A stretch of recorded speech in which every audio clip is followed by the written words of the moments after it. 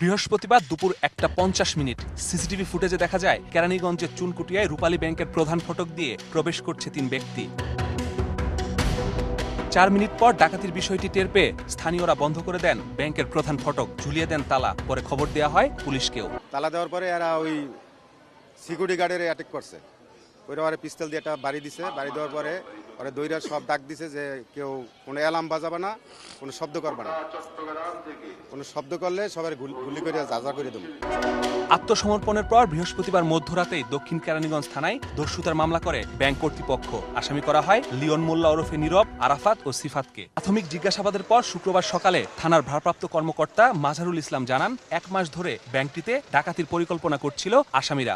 আনুমানিক 1 মাস পূর্ব থেকে তারা প্ল্যান করছে যে এই ধরনের একটা ঘটনা ঘটাবে। তারা বিভিন্ন জায়গায় বসেছে, এই বিষয়ে কথা বলে এই দস্যুতার সংগঠনটা ঘটিয়েছে। পুলিশের দাবি, গ্রেপ্তার 3 জনই কিশোর গ্যাংয়ের সদস্য।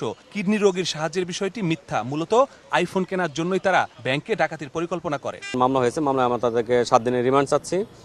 বিজ্ঞ আদালত রিমান্ড মঞ্জুর করলে তাদেরকে আমরা বিস্তারিত জিজ্ঞাসা করে আরো আপডেট আপনাদেরকে জানাতে পারবো। বিস্তারিত জিজ্ঞাসা করতে হবে যে এই ধরনের সম্পৃক্ততায় আরো কোনো লোকজন জড়িত আছে কিনা, বাইরে কোনো কিশোর গ্যাংয়ের বা অন্যান্য তাদের আরো কোনো সদস্য আছে কিনা, সেটা জিজ্ঞাসার জন্য তাদেরকে আমার রিমান্ড প্রয়োজন। এদিকে ঘটনার পর থেকে আতঙ্কে এলাকাবাসী। এমন ঘটনা যাতে আর না ঘটে সে ব্যবস্থা চায় তারা।